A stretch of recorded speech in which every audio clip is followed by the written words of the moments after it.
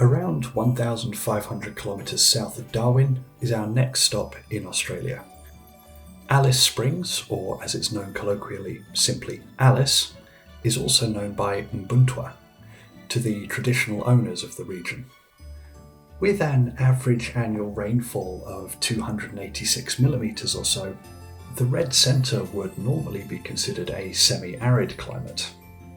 However, a number of unique factors to the region contribute to a particularly high evapotranspiration rate, leading to the red centre, and Alice Springs by extension, being classified as a desert. As one might expect, this leads to a fairly significant number of reptilian species to be found, which, this being Australia, does include a significant number of incredibly venomous snakes.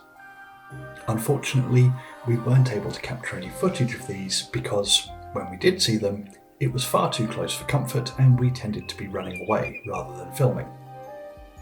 The birds, thankfully, were largely much less terrifying, and some, like these honey-eaters, we found quite striking for both their coloration and their gorgeous song.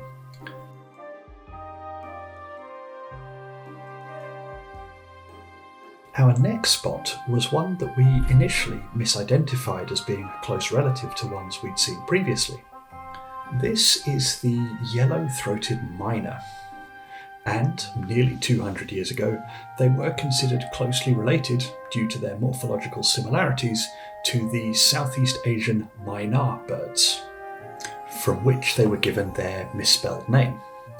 However, the Australian mynas are situated within the honeyeater family and are therefore not closely related to the Southeast Asian mynas, which are in fact starlings.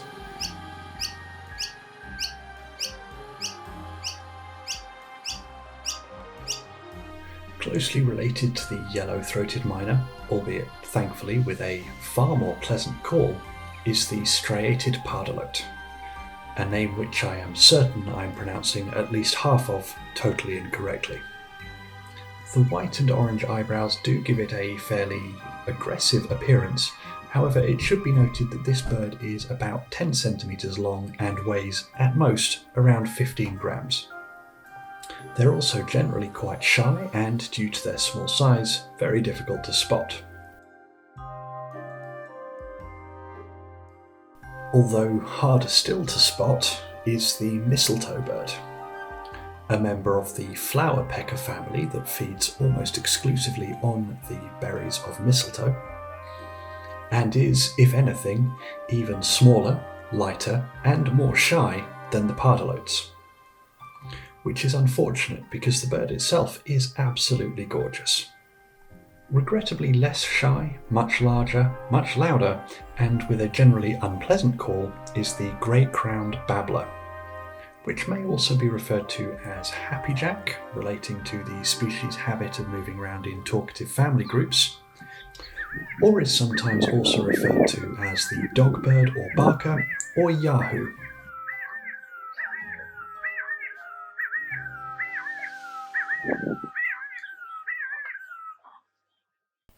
Although winning the antisocial award is probably our next spot in Alice, the magpie lark, and we observed this individual spending some time attacking its reflection in the body of this car.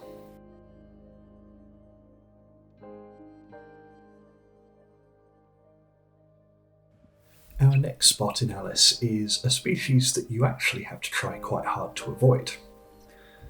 The Australian zebrafinch is widespread across central Australia.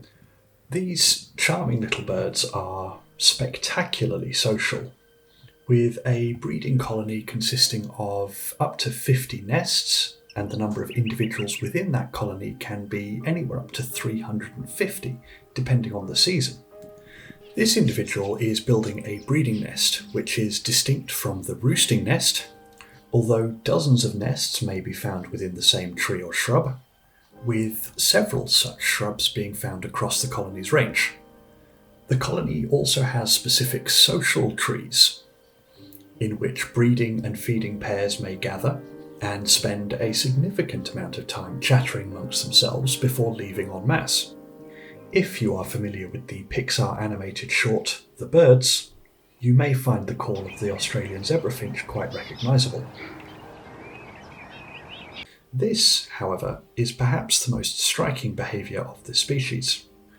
Here, a small group of captive Australian zebrafinch at the Alice Springs Desert Park are happily greeting and interacting with a number of wild individuals that have come to sit on the outside of their cage. Our next spot shares a number of morphological similarities with the common rock dove, or feral pigeon as it's often known, to which it is distantly related. But the crested pigeon has one notable difference, which, if you look very closely, you might just be able to spot.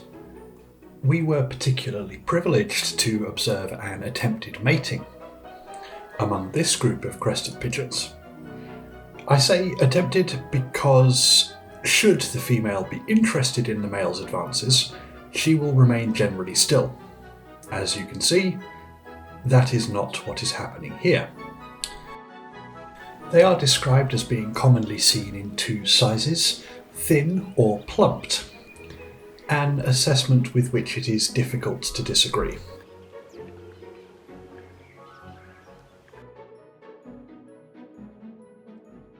There are only 2 Australian pigeon species that have an erect crest, and there is some debate still as to how closely related the crested pigeon and the spinifex pigeon actually are.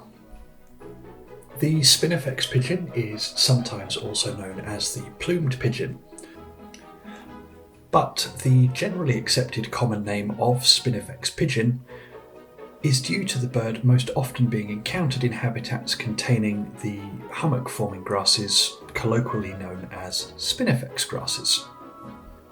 Unfortunately, we can't show you any footage we captured of the spinifex pigeon in the spinifex grass because they are so astonishingly well camouflaged that, quite frankly, we couldn't see them until it was too late. Our final small bird spot in Alice Springs is this, the splendid fairywren. Despite the name, it is only related to the European wrens in that they are both birds, and is in fact a close relative of the pardalotes with which it shares its range.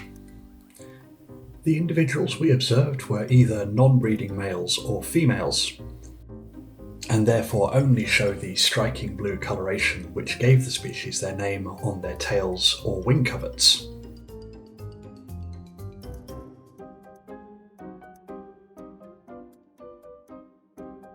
The breeding males, however, have an even brighter blue over almost their entire body.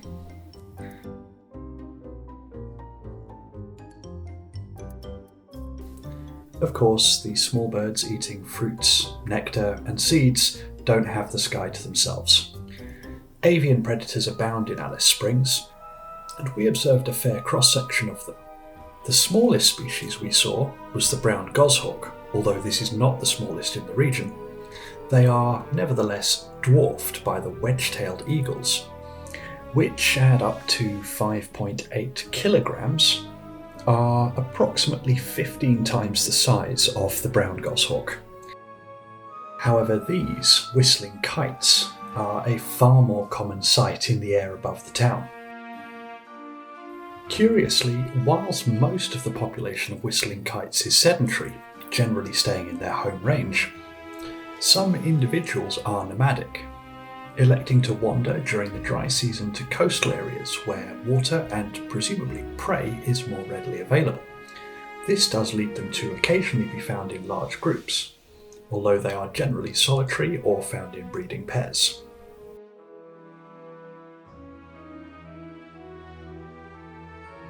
In keeping, however, with the general theme of Australian corvids thinking they rule the roost, regardless of any and all available evidence to the contrary, here you can see what we believe to be a large crow attacking, or at least attempting to harry, a kite.